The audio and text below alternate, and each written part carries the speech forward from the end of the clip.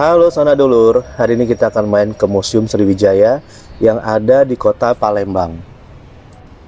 Museum Sriwijaya isinya khusus membahas mengenai Kadatuan Sriwijaya, sebuah kerajaan maritim besar di masa kuno yang mengendalikan perdagangan rempah dunia dari abad ke-7 sampai abad ke-12 Masehi. Museum ini ada di dalam kawasan Taman Wisata Kadatuan Sriwijaya di kota Palembang. Di sini kamu bisa tahu semua hal yang penting mengenai Sriwijaya, mulai dari masa pra Sriwijaya, masa awal Sriwijaya, masa puncak kegemilangan Sriwijaya, sampai masa akhir Sriwijaya dan apa yang terjadi pada Palembang setelah Sriwijaya tidak ada. Penasaran? Yuk kita lihat gimana isinya.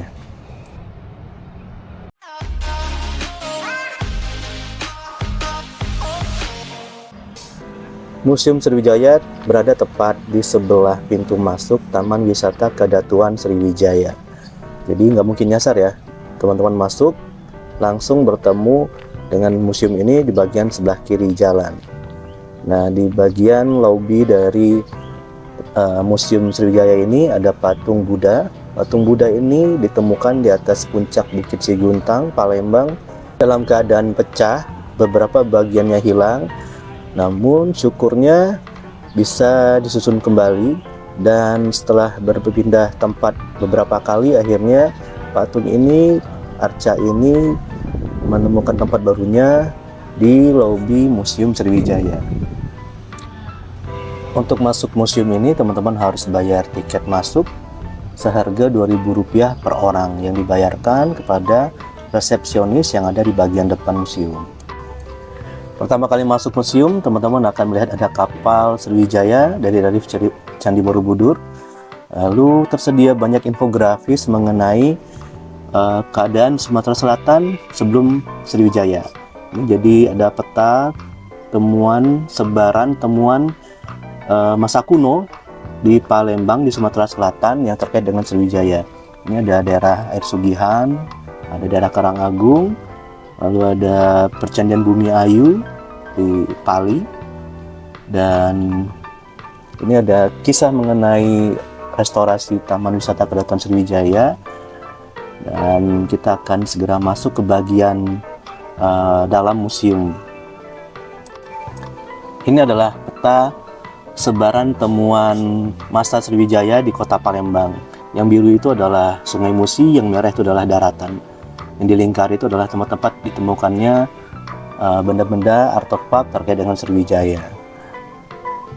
Kalau di dinding sebelah sini ada infografis mengenai masa permulaan Sriwijaya, tentang situs-situs Karangagung, Air Sugihan yang berasal dari para Sriwijaya, lalu ada kesaksian Ising tentang Sriwijaya dan juga kesaksian orang-orang Arab mengenai Kadatuan Sriwijaya.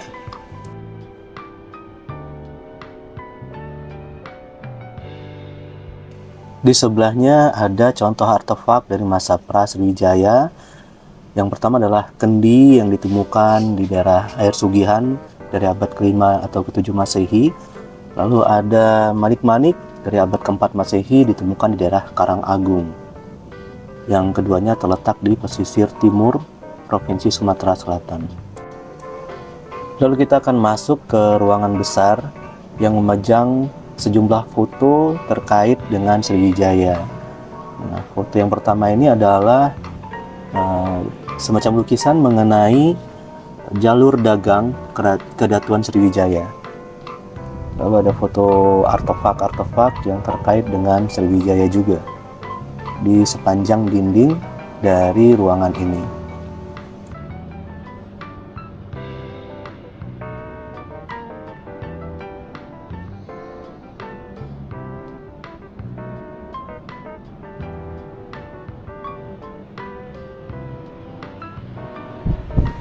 Lalu ada sketsa mengenai kira-kira bagaimana bentuk kapal Sriwijaya di masa itu.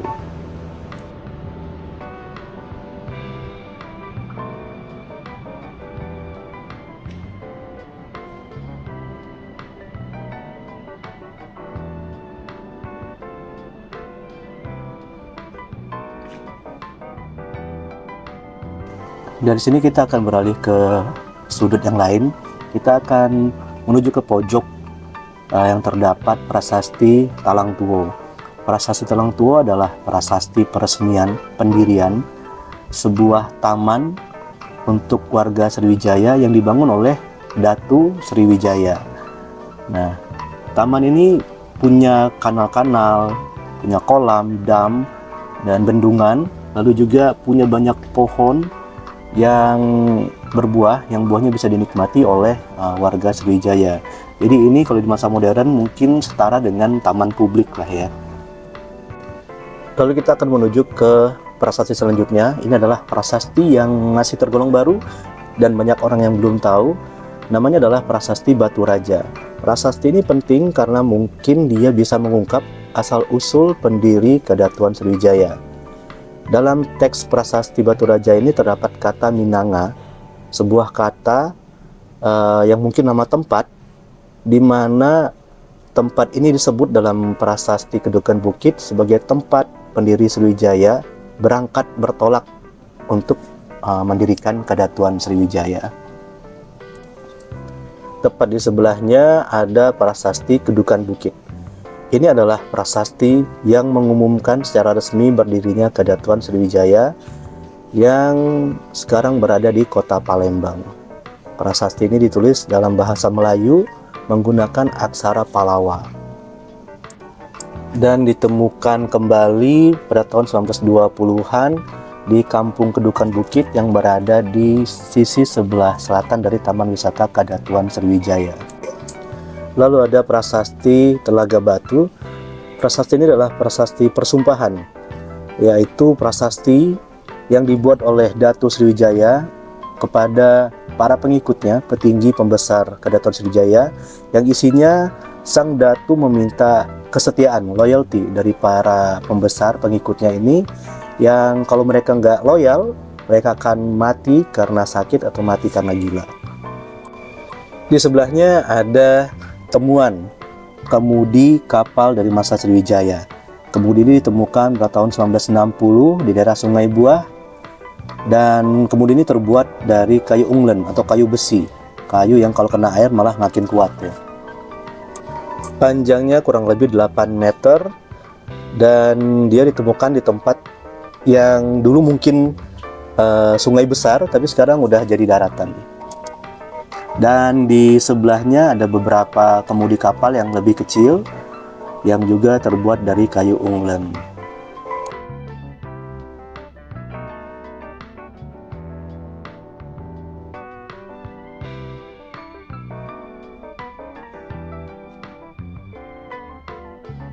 Dari artefak kemudi kapal Sriwijaya, sekarang kita akan beralih ke deretan prasasti-prasasti yang berasal dari era Sriwijaya. Prasasti-prasasti ini ditemukan di daerah Palembang, Lampung, Bangka Belitung, dan Jambi.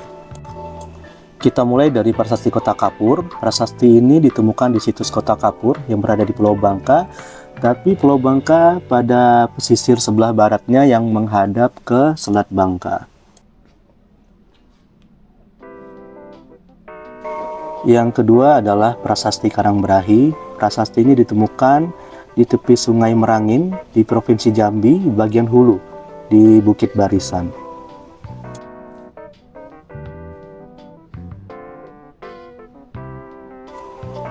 Yang ketiga adalah prasasti Bungkuk. Prasasti ini ditemukan di Desa Bungkuk di Lampung Tengah.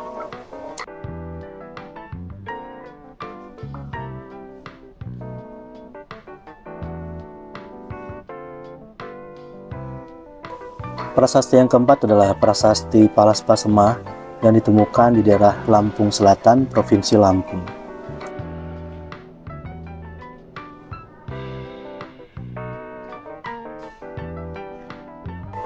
Yang kelima ada prasasti Bombaru. Prasasti Bombaru ditemukan di halaman Pelabuhan Bombaru di Kota Palembang.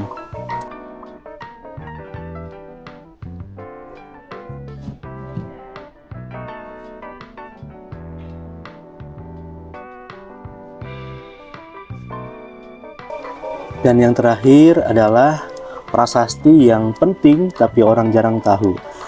Prasasti ini adalah prasasti Bukit Siguntang. Prasasti ini ditemukan di kaki Bukit Siguntang dan dia menjadi penting karena dia menceritakan kemungkinan terjadinya sebuah perang di ibu kota Kadatuan Sriwijaya.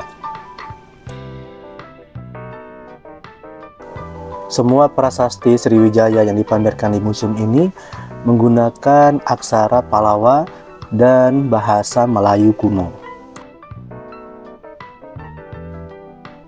Sekarang kita beranjak menuju ke bagian selanjutnya dari Museum Sriwijaya, bagian di mana patung-patung arca-arca dipamerkan. Ini adalah patung Buddha dari Bukit Siguntang, replika dari patung asli yang ada di lobi yang kita lihat pertama tadi. Patung ini tingginya kurang lebih 3,8 meter. Beberapa bagian dari arca ini hilang, ya sisanya bisa disusun ulang dan dipamerkan di sini.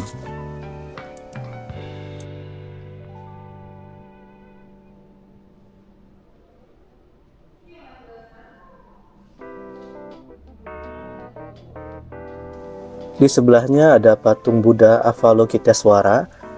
Patung ini ditemukan di situs Bingin Junggut. Bingin Junggut ini ada di Kabupaten Musirawas, jauh di hulu Sungai Musi, di kaki Bukit Barisan.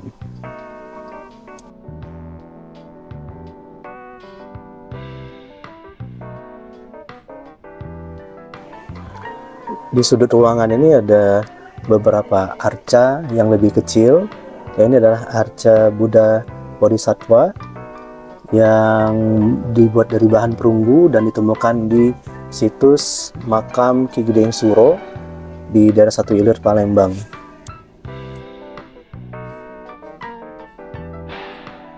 Lalu ada replika dari arca Buddha Maitreya yang ditemukan di dasar Sungai Komering.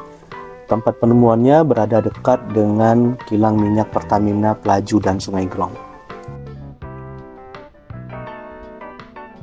Lalu di sebelahnya ada 3 buah replika dari arca yang ditemukan di dalam situs percandian Bumi Ayu yang ada di Provinsi Sumatera Selatan, tepatnya di Kabupaten Pali, Penukal Abab, Lematang Ilir.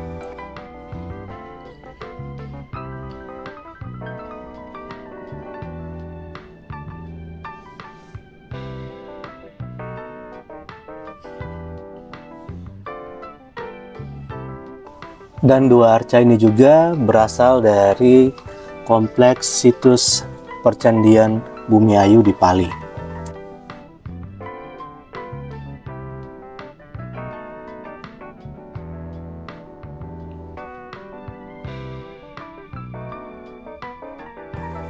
Dan di pojokan ini berisi infografis mengenai kisah toleransi beragama yang ada pada masa Kadatuan Sriwijaya, bahwa Hindu dan Buddha bisa hidup berdampingan dengan baik, begitu pula dengan orang-orang Muslim.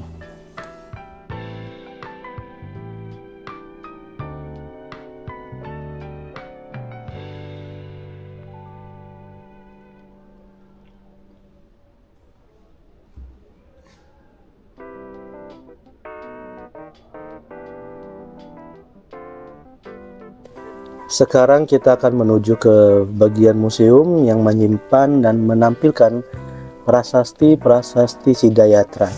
Prasasti Sidayatra ini adalah prasasti kecil-kecil yang terkait dengan ziarah dalam agama Buddha. Nah, prasasti ini banyak ditemukan di situs Sabo Kingking, Karanganyar, dan Bukit Siguntang.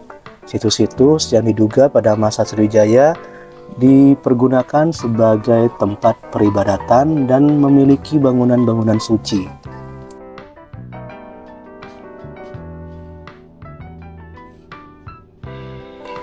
Prasasti Sidayatra ini jumlahnya ada banyak, tetapi tidak semuanya dipamerkan di Museum Sriwijaya. Hanya dipilih beberapa saja yang dianggap paling baik dan paling penting.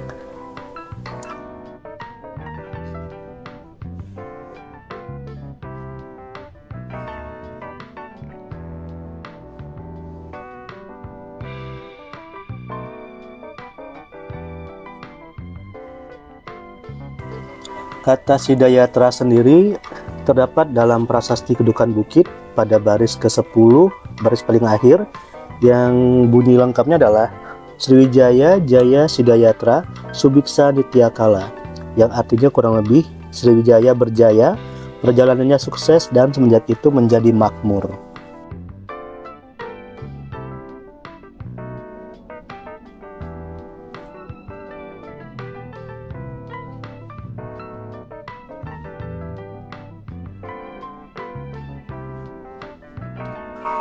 Dan inilah beberapa contoh dari prasasti kecil, prasasti Sidayatra. Dan dari sini kita akan segera masuk ke bagian museum yang memamerkan barang-barang artefak dari Percandian Bumi Ayu. Yang pertama adalah arca stamba. Arca ini adalah semacam hiasan dari sebuah tugu, yang arca ini terdiri dari 3 makhluk, yaitu gajah, singa, dan gana.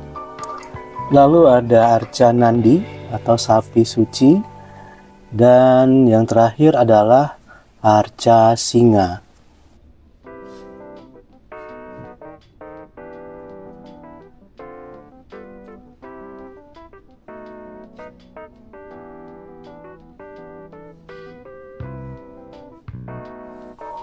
Lalu ada motif hias dari Candi Bumi Ayu yang terbuat dari batu bata dan motifnya adalah tumbuh-tumbuhan. Di bagian ini ada banyak barang-barang, artefak-artefak dari Percandian Bumi Ayu yang dibawa ke sini untuk dipamerkan di Museum Sriwijaya. Bentuknya macam-macam, ada kepala kala, ada arca, ada batu bata bertulis aksara, dan lain-lain.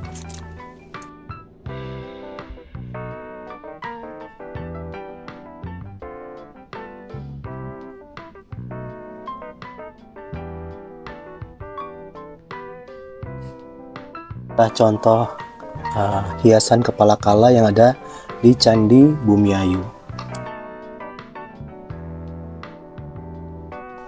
Percandian Bumi Ayu sendiri diperkirakan sudah ada sejak abad ke-9 atau ke-10 Masehi, dan dia didirikan di tepi Sungai Lematang, yang sungai ini bermuara ke Sungai Musi. Situs Percandian Bumi Ayu berada di sebelah barat kota Palembang, kurang lebih 2 jam perjalanan darat melalui jalan tol. Nanti teman-teman dari Palembang menuju ke kota Prabu Muli, dari Prabu Muli nanti menuju ke situs Percandian Bumi Ayu.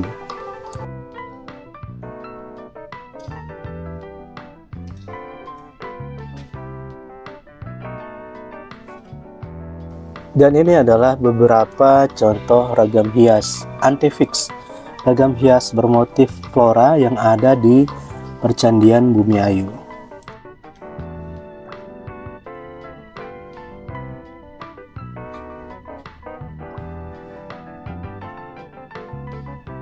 Dan di display sebelah sini ada beberapa bata yang juga berhias motif flora, tumbuh-tumbuhan, tetapi bukan bagian dari candi.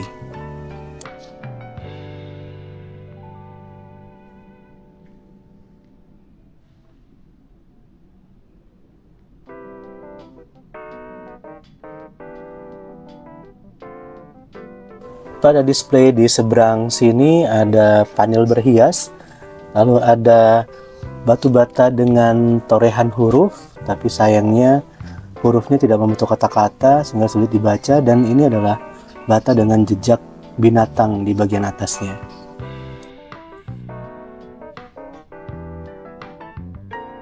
Kemuncak candi atau bagian atas dari sebuah candi, bukan hanya di candi utama tapi juga di candi Perwara.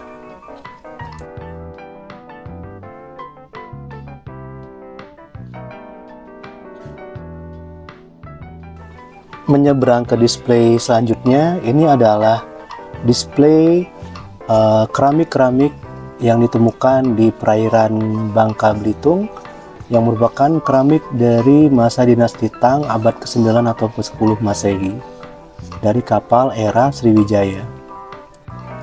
Temuan-temuan dari perairan ini menunjukkan bahwa telah terjadi perdagangan yang aktif melalui laut antara Sriwijaya dan Kekaisaran Cina.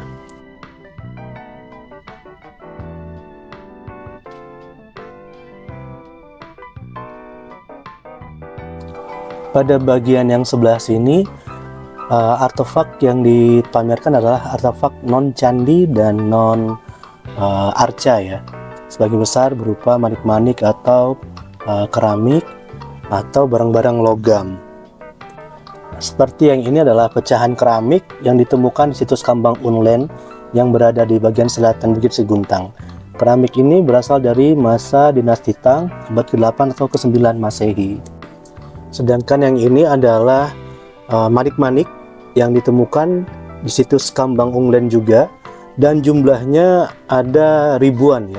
Ini menunjukkan bahwa di Kambang Unlen terdapat bengkel atau workshop pembuatan manik-manik. Sementara yang ini adalah piagam dari logam. Piagam ini biasanya terbuat dari lembaran timah atau emas. Dan yang ini adalah arca Ganesha yang sayangnya sudah tidak lengkap karena kehilangan kepalanya.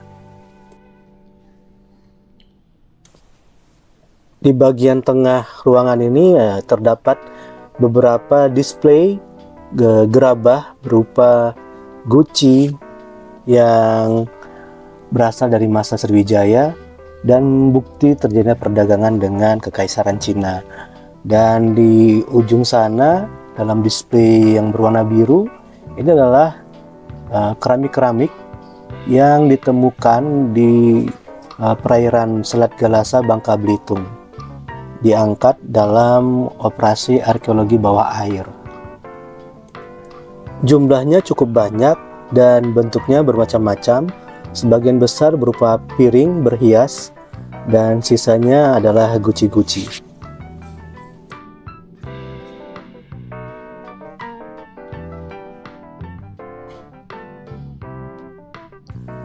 Dan ini adalah akhir dari ruangan Sriwijaya di Museum Sriwijaya.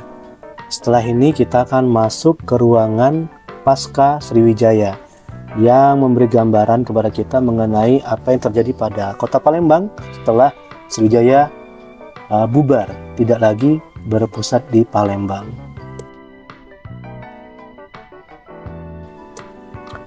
Setelah Palembang tidak lagi menjadi ibu kota Sriwijaya, kehidupan tetap berjalan seperti biasa di Palembang. Perdagangan tetap berjalan, hanya saja tidak ada pemimpin utama dan masing-masing kelompok masyarakat mengendalikan diri mereka dan kelompok mereka sendiri. Palembang tetap menjalankan perdagangan dengan Cina, dan Vietnam, India, dan kota-kota pelabuhan di Timur Tengah. Menjelang akhir abad ke-14, seorang pangeran dari Palembang bernama Parameswara pergi keluar dari Palembang dan mendirikan Tumasik yang sekarang menjadi Singapura. Lalu beberapa tahun kemudian Cheng Ho datang ke Palembang dan memerangi seorang pemimpin bajak laut yang bernama Chen Zuyi. Itu sekitar tahun 1405 Masehi.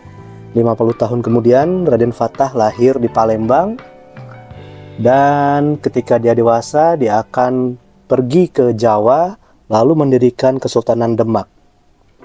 Dan 100 tahun kemudian 1550-an Kerajaan Palembang berdiri, didirikan oleh anak keturunan dari Raden Fatah yang bernama Ki Gede Suro Tuo.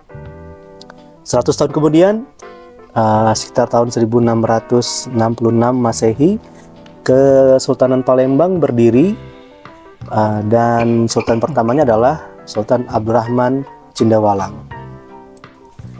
Sekarang kita akan menuju ke ruangan terakhir dari Museum Sriwijaya. Ruangan ini berisi informasi mengenai berbagai kegiatan keperbekalaan yang telah dilakukan di Palembang dan beberapa jejak kebudayaan dari era Sriwijaya yang masih ada dan bisa ditemui di kota Palembang. Ini adalah peta situs-situs Sriwijaya di kota Palembang, dan ini adalah peta situs Karanganyar era Sriwijaya juga yang sekarang menjadi Taman Wisata Kedatuan Sriwijaya. Dan selanjutnya adalah sejumlah infografis mengenai nama-nama situs arkeologi di Kota Palembang dan temuan-temuan yang ada di situs-situs tersebut. Dua yang pertama ini adalah situs Kambang Purun dan Kambang Umlen yang berdekatan dan keduanya berada di sisi sebelah selatan Bukit Siguntang. Sedangkan ini adalah situs Lemabang dan situs Pagar Alam. Situs Pagar Alam berada di dekat kantor Bank Indonesia Palembang, sedangkan situs Pagar Alam berada di pertemuan antara Jalan Pendawa dan Jalan Bambang Utoyo, Lemabang. Lalu ada situs Candi Angsoka yang berada di seberang Pasar Cinde. Di Candi Angsoka ditemukan struktur bata dari masa Sriwijaya. Di sebelahnya ada infografis tentang situs Bingin Junggut yang berada di Kabupaten Musirawas, Sumatera Selatan. Selanjutnya ada situs Teluk Kijing dan situs Tingkip. Pada kedua situs ini ditemukan struktur bata seperti candi dari masa Sriwijaya. Situs Teluk Kijing berada di Kabupaten Musi Banyuasin, sementara situs Tingkip berada di Kabupaten Musirawas. Terakhir ada situs Kolam Pinisi dan situs Candi Lesung Batu. Nah, Candi Lesung Batu ini ada di Musirawas, dan sedangkan situs Kolam Pinisi berada di Kota Palembang di bagian selatan Bukit Siguntang. Tempat ditemukannya 60 bilah bagian lambung sebuah kapal yang diduga berasal dari masa Sriwijaya. Lalu ada infografis mengenai Bukit Siguntang, sebuah bukit suci dari masa Sriwijaya yang terus suci di masa-masa selanjutnya. Di bukit ini ditemukan patung Buddha setinggi hampir 4 meter dan struktur bata di lereng bukitnya.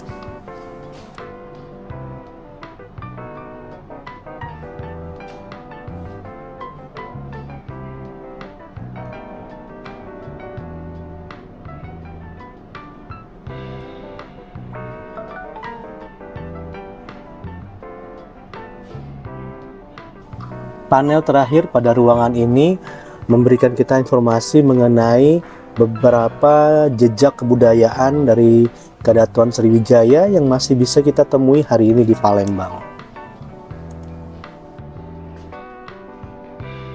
Adalah kerajinan laker, yaitu laker ini semacam pernis tapi dibuat dari hewan semacam serangga yang fungsinya adalah ketika dilapiskan ke ukiran, kita akan membuat ukiran dan gambar di ukiran itu menjadi lebih cemerlang. Lalu ada songket yang dibuat dari katun kapas dan diberi hiasan, banyak hiasan dari benang yang benar-benar dari emas, dan emasnya itu didapat dari benang emasnya dari negeri Cina. Dan dalam etalase pamer ini teman-teman bisa lihat contoh dari kerajinan kayu yang dilapisi dengan pernis dari serangga tadi, yang disebut dengan kerajinan laker ya. Benar-benar mengkilat ya, dan jadi cemerlang warna hiasannya.